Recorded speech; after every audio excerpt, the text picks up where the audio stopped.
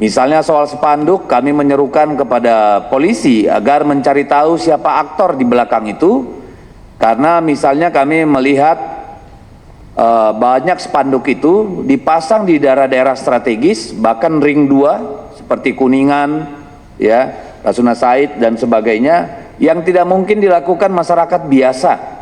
Ini adalah upaya sistematis, ya, dan terstruktur. Sangat aneh kalau polisi tidak bisa mengetahui siapa yang melakukan ini, karena di mana-mana ada CCTV dan daerah-daerah itu selalu harusnya adalah daerah yang steril karena banyak misalnya kedutaan dan sebagainya. Bagaimana yang kita alami sendiri, kita lihat dan kita baca di berbagai sumber informasi bahwa ada kecenderungan cuaca ekstrim yang akan melanda kita, ya. Oleh karena itu Ibu Ketua Umum menyerukan kepada pemerintah agar bersiap-siap dan melakukan mitigasi terhadap potensi-potensi kerawanan bencana mengingat cuaca ekstrim ini, terutama tanah longsor, kemudian banjir dan badai, ya. Kalau longsor itu tentu di daerah-daerah yang berbukit atau daerah pegunungan, ya. Sangat rentan terjadi tanah longsor maupun likuifaksi. Kemudian banjir tentu di daerah-daerah perkotaan, di daerah suburban juga berpotensi mengalami banjir. Lalu untuk para nelayan kita maupun penerbangan untuk lebih berhati-hati karena potensi cuaca ekstrim itu. Oleh karena itu Ibu Ketua Umum secara khusus meminta supaya BNPB betul-betul bersiap siaga dengan mengidentifikasi daerah-daerah rawan sehingga kita bisa meminimalisir korban jika ada bencana yang terjadi. Rencana mitigasi harus disiapkan segera, dan khusus kepada internal PDI Perjuangan, Ibu Megawati menyerukan agar struktural partai menyiapkan Badan Penanggulangan Bencana PDI Perjuangan, Baguna, kepada juga jajaran kepala daerah dari PDI Perjuangan untuk betul-betul melakukan langkah-langkah yang diperlukan bersiaga di daerah-daerah yang kita petakan sebagai daerah-daerah rawan bencana pada cuaca ekstrim ini. Kita harus siap dengan dapur umum, disampaikan langsung oleh Ibu Megawati, kemudian menyiapkan terutama dukungan bagi masyarakat yang rentan, utamanya kaum perempuan dan anak-anak, dan juga kaum lansia. Jadi Ibu Mega berpesan secara khusus agar pakaian wanita termasuk kebutuhan-kebutuhan vital untuk perempuan kalau mengungsi, dan juga tentu susu untuk bayi gitu ya. Ini agar menjadi perhatian teman-teman di seluruh Indonesia, dan kita berharap agar tidak ada bencana yang terjadi, tetapi kalaupun terjadi tentu kita harus bersiaga sepenuhnya. Kemudian ada pesan juga dari Ibu Ketua Umum PDI Perjuangan melihat berbagai indikasi yang menurut kami sesuatu yang bersifat anomali, di mana di berbagai tempat kita melihat bertebarannya spanduk-spanduk yang menyerang kehormatan dan kewibawaan partai, khususnya mempertanyakan tentang legalitas dari DPP PDI Perjuangan termasuk penambahan personilnya yang menjelang Kongres ini kami melihat mengamati ada upaya sistematis untuk menyerang PDI Perjuangan, dan oleh karena itu diserukan kepada seluruh jajaran partai agar bersiap siaga untuk melawan berbagai bentuk upaya untuk menyerang PDI Perjuangan. Dalam bahasa Ibu Megawati, mengaut-aut, kan kira-kira seperti itu, mengacak-acak PDI Perjuangan. Nah, kami melihat bahwa bertebarannya spanduk ini dan kemudian adanya beberapa indikasi pengerahan buzzer-buzzer dan informasi-informasi sesat, ya, tentang PDI Perjuangan. Misalnya soal spanduk, kami menyerukan kepada polisi agar mencari tahu siapa aktor di belakang itu, karena misalnya kami melihat banyak spanduk itu dipasang di daerah-daerah strategis, bahkan ring 2 seperti Kuningan, ya, Rasuna Said dan sebagainya, yang tidak mungkin dilakukan masyarakat biasa.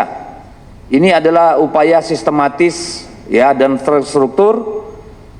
Sangat aneh kalau polisi tidak bisa mengetahui siapa yang melakukan ini, karena di mana-mana ada CCTV dan daerah-daerah itu selalu harusnya adalah daerah yang steril karena banyak misalnya kedutaan dan sebagainya.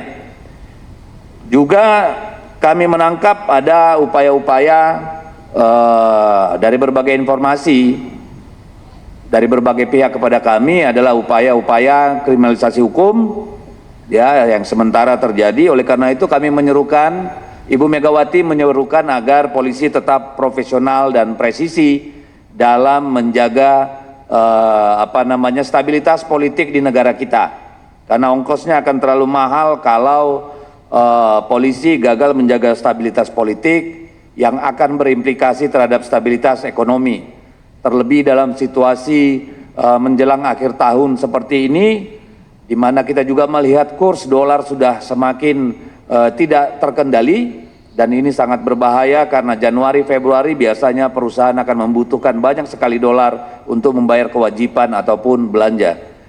Nah, oleh dalam rangka itu Ibu Megawati juga berterima kasih kepada jajaran partai. Nanti videonya akan kami tunjukkan, yang telah menunjukkan soliditas partai, yang mempertanyakan berbagai tindakan-tindakan yang menurut kami itu adalah indikasi-indikasi penyerangan terhadap PDI Perjuangan, dan itu sudah ditunjukkan oleh struktural partai di berbagai daerah di Indonesia bahwa PDI Perjuangan siap melawan siapapun yang coba-coba ingin mengganggu ketenangan PDI Perjuangan dalam berkontribusi bagi pembangunan bangsa. Nah, saya kira itu yang bisa kami sampaikan. Sekali lagi kami berharap Kepolisian Republik Indonesia betul-betul profesional dan presisi, menjadi harapan kita agar situasi tidak menjadi lebih memburuk dengan pembiaran-pembiaran atau langkah-langkah yang tidak profesional maupun presisi. Saya kira itu pengantar dari saya. Selanjutnya kami persilakan Bung Roni Talapesi sebagai Ketua Bidang Hukum, dan kemudian di sebelah saya juga ada Bung Alfon Kurnia Palma dari Tim Reformasi Hukum Nasional yang juga nanti akan menyampaikan beberapa informasi. Kami persilakan Bung Roni. Ya, terima kasih Pak Dedi. Kami PDI Perjuangan dalam hal ini akan menyampaikan terkait dengan situasi nasional yang tadi disampaikan oleh Pak Dedi, di mana kita melihat bahwa adanya spanduk-spanduk yang bertebaran di jalan protokol di Jakarta. Tentunya kami akan menyatakan sikap kami. Yang pertama adalah telah terjadi upaya secara sistematis yang digerakkan oleh kekuatan terstruktur untuk mendiskreditkan PDI Perjuangan dan Ketua Umum PDI Perjuangan, Ibu Profesor Dr. Megawati Soekarno Putri. Salah satu bentuk tindakan tersebut adalah dengan adanya pemasangan berbagai baliho dan spanduk yang di tempat-tempat strategis yang disinyalir dipasang oleh pihak-pihak yang memiliki kekuatan terorganisir. Kedua, baliho dan spanduk tersebut dipasang di lokasi-lokasi strategis dan jalur-jalur utama yang mengindikasikan keterlibatan pihak kekuatan terorganisir dengan kekuatan sumber daya yang besar. Hal ini menjadi perhatian serius bagi PDI Perjuangan serta kader dan simpatisan partai, karena mencerminkan adanya upaya untuk menggiring opini publik secara negatif. Ketiga, PDI Perjuangan adalah partai politik yang sah sesuai Akta Notaris nomor 05 tanggal 27 Juni 2024 dan telah mendapatkan pengesahan melalui surat keputusan dari Menteri Hukum dan HAM Republik Indonesia nomor M.H/05.11.02 tahun 2024 tertanggal 1 Juli 2024 tentang pengesahan perubahan struktur, komposisi, dan personalia Dewan Pimpinan Pusat Partai Demokrasi Indonesia Perjuangan masa bakti 2019-2024 diperpanjang hingga tahun 2025. Keabsahan ini tidak terbantahkan dan menjadi dasar kuat bagi PD Perjuangan dalam menjalankan tugas politiknya. 4. Perpanjangan masa kepengurusan Dewan Pimpinan Pusat PD Perjuangan telah dilaksanakan sesuai dengan Pasal 28 Anggaran Dasar Partai dan Pasal 15 Anggaran Rumah Tangga Partai. Perpanjangan masa kepengurusan menjadi kewenangan prerogatif Ketua Umum yang diamanatkan oleh Kongres Partai serta ditetapkan dalam Rakernas 5 PDI Perjuangan tahun 2024. 5. Perpanjangan masa bakti kepengurusan DPP PDI Perjuangan terbukti mampu menjalankan tugas secara konstitusional sebagai partai politik dengan keikutsertaan dalam tahapan Pilkada serentak 2024 dengan merekomendasikan calon-calon kepala daerah di tingkat provinsi maupun kabupaten kota di seluruh Indonesia. Dengan beredarnya baliho dan spanduk yang sifatnya menghasut telah menciptakan kondisi siaga 1 di internal PDI Perjuangan untuk memberikan reaksi terhadap adanya upaya mengaut-aut PDI Perjuangan menjelang Kongres PDI Perjuangan yang sebagaimana dinyatakan oleh Ibu Megawati Soekarno Putri sehingga memicu kemarahan anggota dan kader partai seluruh Indonesia. Kami meminta kepada aparat penegak hukum kepolisian untuk dapat menertibkan hukum agar berkeadilan untuk menjaga stabilitas politik nasional. PDI Perjuangan menyampaikan bahwa Indonesia adalah negara hukum sebagaimana diamanatkan konstitusi negara, sehingga tindakan yang mengganggu partai politik yang sah dan juga mengganggu warga negara Indonesia yang sah dilindungi kedudukannya dalam hukum dalam pemerintahan. Tindakan gangguan tersebut berpotensi menciptakan instabilitas sosial dan politik secara nasional.